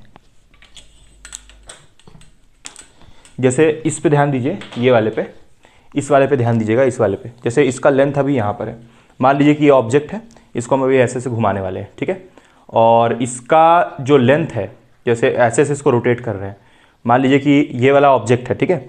अब जैसे इसको हम अभी ऐसे से रोटेट कर रहे हैं, और इसका जब इसे लेंथ घटाते जा रहे हैं तो देखिए इसका स्पीड बढ़ते जाएगा। अगर इसका हम लोग यहाँ पर, इसका मतलब कि जो रेडियस है r, उसको घटाएंगे तो इसका स्पीड बढ़ जाएगा। जैसे मान लीजिए कि हम लोग जब इसको यहाँ पर रखे हैं तो इसका रोटेशन अभी स्लो है, जैसे जैसे और आगे ऐसे जाएंगे तो इसका स्पीड बढ़ते जाएगा, ठीक है। ये आप करके देखिएगा, मतलब जैसे आप एक स्ट्रिंग लीजिएगा और उसको बांधिएगा, और जैसे जैसे उस स्ट्रिंग का आप जो लेंथ है उसको कम कीजिएगा तो उसका स्पीड बढ़ते जाएगा। तो ये भी कंजर्वेशन ऑफ एंगुलर मोमेंटम के बारे में ही है। कैसे, अभी हम आपको उसको एक्सप्लेन करते हैं कि ये चीज़ कैसे एप्लीकेबल है। इसको वहाँ लगा ले। देखिए इसको हम लोग कैसे एप्लीकेबल करवाते हैं। जैसे मान लीजिए इसका यहाँ पर एग्जाम्पल है, लिखते हैं पहला, प्लेनेटरी मोशन। प्लेनेटरी मोशन, इसका एग्जाम्पल यहाँ पर यही सबसे बेस्ट होगा, प्लेनेटरी मोशन। प्लेनेटरी मोशन का मतलब क्या है, प्लेनेट का अर्थ के अराउंड, मतलब कि अर्थ का सन के अराउंड मोशन। देखिए क्या बोल रहे हैं हम, जैसे मान लीजिए कि यहाँ पर ये है मेरा एलिप्टिकल ऑर्बिट, देखिए अर्थ जो है वो सर्कुलर ऑर्बिट में रिवॉल्व नहीं करता है, एलिप्टिकल ऑर्बिट में रिवॉल्व करता है। एलिप्टिकल ऑर्बिट में और सर्कुलर ऑर्बिट में सर क्या डिफरेंस है? देखिए जो आपका एलिप्टिकल ऑर्बिट होता है, एक मिनट, वीडियो चल रहा है ना, वीडियो चल रहा है ना, हाँ चल रहा है। जो आपका एलिप्टिकल ऑर्बिट होता है वो ऐसा होता है, यानी कि उसका रेडियस यहाँ पर देखिए ज़्यादा और यहाँ पर रेडियस छोटू, तो इसको बोलते हैं एलिप्टिकल ऑर्बिट। तो मान लीजिए कि ये अर्थ है, अर्थ, और अर्थ अभी यहाँ है, घूमते घूमते अर्थ यहाँ पर पहुँच गया, फिर घूमते घामते अर्थ यहाँ पर पहुँचेगा। तो हम लोग यहाँ पर दो पोजीशन का बात कर रहे हैं, ठीक है। मान लीजिए यहाँ का रेडियस r1, यहाँ का रेडियस r2, इसको हटाइए, इसका बात अभी नहीं करना है। जब अर्थ यहाँ पहुँच गया उसको छोड़िए। ये यहाँ पर सन होगा, ठीक है, यहाँ पर क्या है, सन, दिस इज सन, ये सन है जिसके अराउंड अर्थ, सन काला नहीं होता, सॉरी, जिसके अराउंड यहाँ पर अर्थ ऐसे गोल गोल रिवॉल्व कर रहा है। मान लीजिए यहाँ पर अर्थ का स्पीड, देखिए एंगुलर मोमेंटम कंजर्व होना चाहिए कि नहीं? हाँ सर होना चाहिए। अर्थ के पास सिर्फ उसका इंटरनल टॉर्क होता है ना, अर्थ को कहाँ कोई एक्सटर्नल आके ढकेलता है कि भाई अर्थ घूमो। अर्थ तो अपना इंटरनल टॉर्क की वजह से ही ना गोल गोल रोटेशन ऑफर होता है अर्थ में, ठीक है। तो इसीलिए हम लोग यहाँ पर अर्थ का एग्जाम्पल से अभी समझने वाले हैं कि अर्थ में एक्चुअल प्रैक्टिस में क्या होता है, उसके बारे में हम लोग यहाँ पर समझने वाले हैं, ठीक है। देखिए जैसे यहाँ पर जब ये ऐसे रोटेट करेगा तो इसका रेडियस यहाँ पर r1 है। एंगुलर मोमेंटम का फॉर्मूला क्या होता है? mv r sin थीटा, यही होता है। तो अगर यहाँ का रेडियस r1 है, अच्छा इसको आप और कैसे लिखिएगा? अभी एक हम फॉर्मूला बताए थे आपको, L = I ओमेगा, बताए थे ना, इसी के ऊपर हम लोग डिस्कशन करने वाले हैं, L = I ओमेगा के ऊपर। पहले समझिए यहाँ पर इसके हेल्प से समझिए, फिर इस फॉर्मूला के हेल्प से समझेंगे कि एंगुलर मोमेंटम यहाँ पर कंजर्व कैसे, कंजर्व मतलब बता रहे, एक मिनट देखो, पहले सुन लीजिए। यहाँ पर जब अर्थ है तो इसका रेडियस यहाँ बड़ा है। अभी हम एक फॉर्मूला आपको लिखवाए थे, क्या? V = R omega, V = R omega. तो V = R ओमेगा, तो यहाँ से ओमेगा में और R में क्या रिलेशन मिलेगा कि R और ओमेगा जो होता है वो इन्वर्सली होता है। इसका बहुत हम लोग यूज करेंगे अभी। ओमेगा और R, ओमेगा और रेडियस इन्वर्सली होता है ना, ओमेगा मतलब एंगुलर वेलोसिटी, तो एंगुलर वेलोसिटी और रेडियस इन्वर्सली होता है। यानी अगर रेडियस बढ़ेगा तो ओमेगा घटेगा, रेडियस बढ़ेगा तो ओमेगा घटेगा, ठीक है। अब देखिए यहाँ पर ध्यान से, यहाँ पर जो स्पीड है अर्थ का, इस वाले पार्ट में स्पीड ज़्यादा होगा कि कम होगा अर्थ का?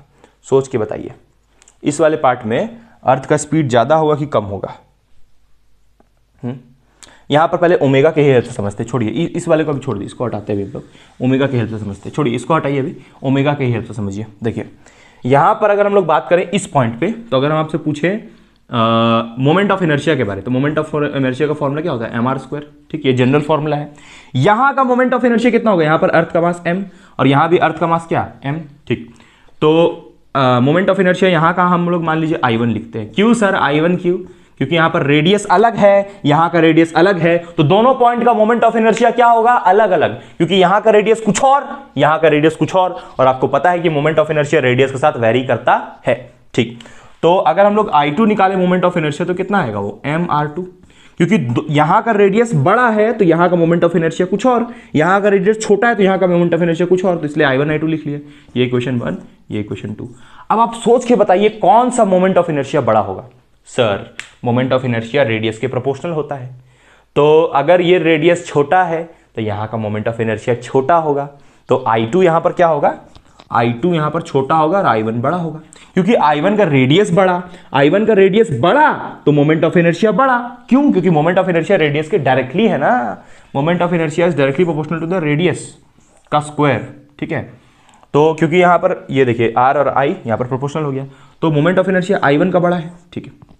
अब आप बोलिएगा कि सर फॉर्मूला अगर एंगुलर मोमेंटम निकाले, इस पॉइंट का एंगुलर मोमेंटम कितना होगा? L1, इस पॉइंट का एंगुलर मोमेंटम L2, लेकिन आपके हिसाब से सर यहां का एंगुलर मोमेंटम L, तो यहां का भी एंगुलर मोमेंटम L। क्यों? क्योंकि एंगुलर मोमेंटम कंजर्व होता है अगर कोई एक्सटर्नल टॉर्क नहीं लग रहा है। और यहां पर हम क्लियरली लिख दे रहे हैं कि जब प्लैनेटरी मोशन होता है तो एक्सटर्नल टॉर्क क्या होता है? 0। अरे भैया प्लैनेट पे कोई बाहर से टॉर्क नहीं लगता है, प्लैनेट अपना ही टॉर्क से गोल गोल घूमता है, यानी इंटरनल वाले से। तो इस प्लैनेट का एंगुलर मोमेंटम कंजर्व होना चाहिए कि नहीं? क्योंकि यहां पर ये प्लैनेट जब रिवॉल्व कर रहा है तो क्या चीज से रिवॉल्व कर रहा है? ये अपना जो इसका टॉर्क है उससे रिवॉल्व कर रहा है, तो यानी कि इस पे एक्सटर्नल टॉर्क 0 है। यानी कि अगर यहां का इसका एंगुलर मोमेंटम L तो यहां भी L, बट यहां तो मोमेंट ऑफ इनर्शिया इस पॉइंट का कुछ और है और इस पॉइंट का कुछ और है। समझ रहे क्या हम यहां पर डिस्कशन कर रहे हैं? तो अब सुनिए ध्यान से, एंगुलर मोमेंटम जब आप L1 निकालिएगा तो उसको क्या लिखिएगा? I1 I1 omega 1। Moment of inertia जब L1 निकालिएगा तो उसको क्या लिखेगा, I1 ओमेगा 1। यहाँ का मोमेंट ऑफ इनर्शिया I1 और यहाँ का ये एंगुलर वेलोसिटी ओमेगा 1 इस फॉर्मूला के हिसाब से, ठीक है। तो चलिए इसको हम लोग, इसको हटाइए, इसको इक्वेशन मत मानिए, इसको मत मानिए इक्वेशन, चलिए हम लोग इसको मानते हैं इक्वेशन 1, ठीक। यहाँ का मोमेंट ऑफ इनर्शिया मान लीजिए L2 है, इसको L1 लेते हैं, इसको L2। हालांकि यहाँ पर L1 L2 बराबर होगा, अभी प्रूफ करेंगे उसको हम लोग कैसे बराबर होगा, ठीक है। हम लोग एक काम करते हैं कि L2 लेते हैं, इसको हटा रहे हैं हम यहाँ से, थोड़ा जगह बनाया जाए यहाँ पर सबूत प्रूफ करने के लिए। तो यहाँ से हम क्या लिख सकते हैं कि L2 कितना लिखेंगे, I2 ओमेगा 2, ठीक है, ये लिखेंगे L2, इसको मान लीजिए इक्वेशन 2। तो अब एक बात पे आप ध्यान दीजिएगा कि ओमेगा 1 और ओमेगा 2 में कौन बड़ा होगा, ओमेगा 1 और ओमेगा 2 में कौन बड़ा होगा। देखिए रेडियस कहाँ का बड़ा है, यहाँ का बड़ा है, रेडियस यहाँ का बड़ा है, तो रेडियस अगर बड़ा है तो ओमेगा क्या होगा, यहाँ का रेडियस बड़ा है तो यहाँ का ओमेगा क्या होगा, छोटा होगा, क्योंकि ओमेगा और रेडियस इनवर्सली है। तो अगर ओमेगा यहाँ का बड़ा है तो यहाँ का, सॉरी, अगर रेडियस यहाँ का बड़ा है तो यहाँ का ओमेगा बड़ा होगा। मतलब हम ये बोल रहे हैं कि अगर हम लोग कंपेयर करें ओमेगा 1 में, यहाँ पर लिखते चलिए यहीं पर लिख रहे हैं, ओमेगा 1 और ओमेगा 2 में कंपेयर करें तो कौन बड़ा होगा। देखिए यहाँ का रेडियस बड़ा तो यहाँ का ओमेगा छोटा, क्योंकि रेडियस और ओमेगा इनवर्सली है ना। तो अगर यहाँ का रेडियस बड़ा हो रहा है तो यहाँ का ओमेगा, देखिए यहाँ क्लियर लिखते हैं कि अगर ओमेगा बढ़ रहा है, अगर रेडियस बढ़ रहा है तो ओमेगा घटेगा, और अगर रेडियस घट रहा है तो ओमेगा बढ़ेगा। तो रेडियस कहाँ घट रहा है, यहाँ घट रहा है, यानी कि यहाँ का ओमेगा कम होगा, तो ओमेगा यहाँ का कम है, यानी कि ओमेगा 2 छोटा होगा और ओमेगा 1 बड़ा होगा। अब आप ध्यान दीजिए, ध्यान से, एकदम ध्यान से, यही कंजर्वेशन का एप्लीकेशन है। देखिए यहाँ पर जो I1 है वो बड़ा हो गया, देखिए इसको चेक कीजिए, ये इक्वेशन 1 हुआ आपका, और इसको इक्वेशन 2 हम लोग माने ना, सॉरी, इसको हम लोग ले लेते हैं 3, इसको ले लेते हैं 4। अब 3 और 4 से कंक्लूजन निकालिए। देखिए यहां इन दोनों में कौन बड़ा है, बताइए, सोच के बताइए, इन दोनों में कौन बड़ा है, ये, और इन दोनों में कौन बड़ा है, I1 ओमेगा 2 में कौन बड़ा है, ये। देखिए एक मिनट, फिर से I1 यहां पर बड़ा है, हाँ, और यहां पर कौन बड़ा है, इस वाले में ओमेगा 2 बड़ा होना चाहिए ना शायद। देखते हैं, रेडियस यहाँ का छोटा है ना, है तो यहाँ का अगर रेडियस छोटा है तो ओमेगा यहाँ का बड़ा होना चाहिए, उल्टा लिख दें यहाँ पर, चलिए इसको सही कर लीजिए, ओमेगा 2 बड़ा होगा और ओमेगा 1 छोटा होगा, ठीक है। तो यहाँ पर क्या बड़ा है, I1, और यहाँ पर क्या बड़ा है, ओमेगा 2। देखिए हम लोग आपको दोबारा यहाँ पर लिख के समझाते हैं, एक बार नहीं समझ में आया तो चलिए सब हटाते हैं हम लोग यहाँ से, यहाँ पर देखिए समझा रहे हैं। देखिए अगर आप इसमें कंपेयर कीजिए तो इसमें कौन बड़ा हो गया, I1 बड़ा हो गया, I1 बड़ा हो गया, और इसमें कुछ बड़ा है, हाँ यहाँ पर देखिए ओमेगा 2 बड़ा है, ओमेगा 2 बड़ा हो गया। देख लेते, चेक कर लेते हैं। देखिए यहाँ का I1 बड़ा होगा क्योंकि यहाँ का रेडियस बड़ा है, यहाँ का ओमेगा 2 बड़ा होगा क्योंकि यहाँ का, तो इस वाले में ये बड़ा और इस वाले में कौन बड़ा, ओमेगा 2। तो दोनों में कुछ ना कुछ बड़ा है, और इसमें ये छोटा है, और इसमें कौन छोटा है, इसमें ओमेगा 1 छोटा है। तो ये दोनों क्या है, बड़ा, और ये दोनों क्या है, छोटा। तो दोनों मिलके कंपनसेट कर देगा एक दूसरे को। ऐसा नहीं ना भाई कि दोनों बड़ा हो रहा है, नहीं, एक यहां पर ये वाला अगर बड़ा हो रहा है तो ये वाला घट रहा है, और इसमें क्या हो रहा है, अगर ये वाला चीज, अगर ओमेगा 1 घट रहा है तो ये बढ़ रहा है। क्लियर है। तो जो घट रहा है ना उसको हम अंडरलाइन किए, देखिए उसको अंडरलाइन किया। जैसे देखिए यहां पर I2 घटा तो यहां पर कौन घटा है, ओमेगा 1। तो यहां पर ये वाला इंक्रीज कर रहा है और इसमें ये वाला इंक्रीज कर रहा है, समझ रहे हैं। यानी कि यहां से क्या रिजल्ट आया कि L1 और L2 बराबर होगा किसके, L के। क्यों बराबर होगा सर, यहां पर क्योंकि एंगुलर मोमेंटम तो क्या आ जाएगा, कांस्टेंट आ जाएगा, कंजर्व हो जाएगा। क्यों सर, एंगुलर मोमेंटम यहां पर L1 L2 बराबर कैसे हुआ। देखिए यहां का अगर रेड, यहां पर अगर देखिए यहां का समझाते, लिख के समझाते हैं, यहां पर लिखते हैं, चलिए यहां पर लिखते हैं। यहां पर अगर ध्यान दीजिएगा तो यहां पर मोमेंट ऑफ इनर्शिया यहां का मान लीजिए I2 है, यहां का मोमेंट ऑफ इनर्शिया कितना है, I1, ठीक। यहां का एंगुलर ओमेगा 2 और यहां का एंगुलर कितना है, यहां का एंगुलर है ओमेगा 1, है ना। यहाँ I1 और यहाँ ओमेगा 1। तो अगर आप चेक कीजिएगा तो I1 I2 में कौन बड़ा है, I1 I2 में कौन बड़ा है, I1, और ओमेगा 1 ओमेगा 2 में कौन बड़ा है, ओमेगा 2। तो इसमें ये 2 वाला टर्म भी एक बार बड़ा हो रहा है, एक बार 1 वाला भी। यानी कि यहाँ पर एंगुलर मोमेंटम को ये कंपनसेट, उम्मीद करते हैं आपको ये समझ में आया होगा। कमेंट करके बताइए क्या ये आपको समझ में आया है। तो यहाँ से देखिए हम लोग एक फाइनल रिजल्ट लिखेंगे इसके बारे में, है ना, एक इसके बारे में एक फाइनल कंक्लूजन लिखेंगे। वो कंक्लूजन क्या होगा, चलिए यहाँ पर आपको लिखते हैं यहाँ पर आपके लिए, ठीक है। वो फाइनल कंक्लूजन ये होगा कि मतलब अर्थ का स्पीड बढ़ता घटता है। देखिए यहाँ पर जब अर्थ है तो उसका मास ज़्यादा है, मोमेंट ऑफ इनर्शिया ज़्यादा, तो मास ज़्यादा, मतलब कि उसका वजन बढ़ रहा है ना, मोमेंट ऑफ इनर्शिया ज़्यादा। तो देखिए यहाँ पर ओमेगा कहाँ पर बढ़ा है बताइए, ओमेगा इसका यहाँ पर बढ़ा है ना, इस पॉइंट पर बढ़ा है क्योंकि ये प्लेनेट के नज़दीक है ना। कहाँ पर बढ़ा है, देखिए ओमेगा 2 बढ़ा है ना। क्यों ओमेगा 2 बढ़ा है, क्योंकि यहाँ का रेडियस छोटा है। रेडियस अगर घटेगा तो ओमेगा बढ़ेगा, ठीक है। तो यहाँ पर ओमेगा ज़्यादा है, तो यहाँ पर लिखते हैं हम लोग as earth comes closer, as earth comes closer,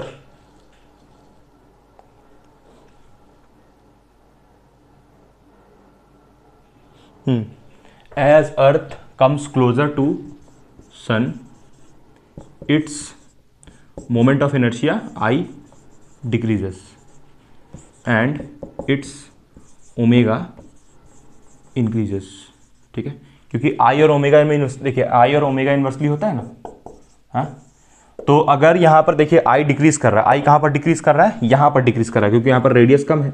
तो अगर यहाँ पर I डिक्रीज कर रहा है तो ओमेगा यहाँ पर क्या कर रहा है, इंक्रीज, जो कि बिल्कुल करेक्ट है। तो अगर आपसे हम पूछें कि अर्थ कब स्पीड में घूमेगा, जब वो सन के नज़दीक होगा, क्योंकि अगर वो सन के नज़दीक है तो उसका मोमेंट ऑफ इनर्शिया अर्थ का कम है। क्यों कम है, जब अर्थ सन के नज़दीक है तो उसका मोमेंट ऑफ इनर्शिया क्यों कम है, बताइए, सोच के बताइए। क्योंकि यहाँ पर इसका रेडियस कम हो रहा है ना, और मोमेंट ऑफ इनर्शिया का रेडियस से क्या रिलेशन है, I इज इक्वल्स टू क्या होता है, mr²। और अगर यहाँ पर रेडियस देखिए कम हो रहा है तो मोमेंट ऑफ इनर्शिया यहाँ का घट जाएगा। तो जब अर्थ सन के नज़दीक होगा, तो उसका स्पीड क्या होगा, उसका स्पीड बढ़ेगा कि घटेगा, बढ़ जाएगा, क्योंकि उसका मोमेंट ऑफ इनर्शिया बढ़ जाएगा। अर्थ यहाँ पर रोटेशनल मोशन में होता है ना, ऐसे गोल गोल, और अर्थ जब दूर जाएगा तो उसका स्पीड घट जाएगा। कौन सा स्पीड, एंगुलर स्पीड, ओमेगा के बारे में बात कर रहे हैं, ओमेगा एंगुलर वेलोसिटी के बारे में बात कर रहे हैं। जब अर्थ यहाँ पर दूर होगा तो इसका एंगुलर वेलोसिटी घट जाएगा। क्यों, क्योंकि उसका मोमेंट ऑफ इनर्शिया बढ़ जाएगा। जितना ज्यादा दूर अर्थ जाएगा उतना ज्यादा अर्थ का मोमेंट ऑफ इनर्शिया बढ़ेगा, और जितना नजदीक अर्थ आएगा उतना उसका मोमेंट ऑफ इनर्शिया अर्थ का घटेगा। तो अर्थ अगर नजदीक रहेगा सन के तो वो फायदे में रहेगा, क्योंकि उस समय अर्थ का ओमेगा ज़्यादा रहेगा। वैसे ही जब एक यहाँ पर एक दूसरा एप्लीकेशन, दो एप्लीकेशन और है इसके ऊपर। एक है वो जब आदमी ऐसे करता है, ऐसे कर, ये एग्जांपल बहुत है इसलिए हम ये एग्जांपल आपको नहीं देंगे, ये बहुत कॉमन एग्जांपल है, सब कोई दे रहा है ये एग्जांपल। कि जैसे अगर आदमी अपना 2 पत्थर ले और पत्थर को ऐसे दूर कर ले तो वो थोड़ा धीरे घूमता है, और जब पत्थर को ऐसे कर ले तो वो तेज़ घूमने लगता है। इसका एग्जाम्पल यहाँ पर एक और एग्जाम्पल है बेली डांसर का। ये जो डांसर लोग होता है, जो ऐसे करके डांस करता है भाई, तो अगर जो डांसर लोग होता है वो लोग क्या करता है, अगर लोगों को गोल घूमना है तो अपने आप को ऐसे कर लेता है। तो ऐसे करने से क्या होता है, वो लोग जल्दी जल्दी और स्पीड में गोल घूम पाता है, ठीक है।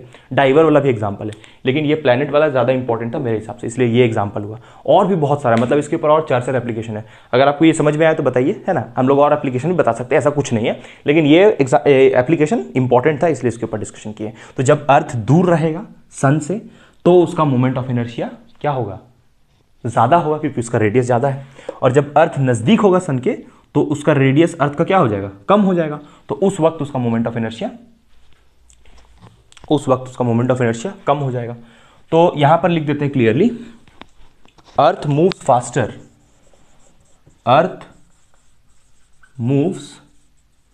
Faster when it is close to sun. और जब वो सन से नज़दीक है तो उसका मोमेंट ऑफ इनर्शिया कम है, और जैसे ही वो सन से दूर जाएगा तो उसका मोमेंट ऑफ इनर्शिया बढ़ जाएगा, क्योंकि मोमेंट ऑफ इनर्शिया का फॉर्मूला क्या है, I is equals to mr²।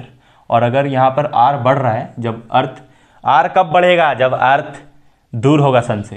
तो अगर r बढ़ेगा तो मोमेंट ऑफ इनर्शिया बढ़ेगा, और मोमेंट ऑफ इनर्शिया का मतलब क्या है, मास से ही मतलब है ना। तो अगर मोमेंट ऑफ इनर्शिया बढ़ रहा है भैया तो अर्थ का स्पीड घट जाएगा। क्लियर है। तो ये पूरा कहानी हुआ आपका कंजर्वेशन ऑफ एंगुलर मोमेंटम के ऊपर। वीडियो थोड़ा लंबा हो गया, लेकिन आप इसको रुक पॉज करके देख सकते हैं आराम से, कोई दिक्कत नहीं है। Okay guys, thank you.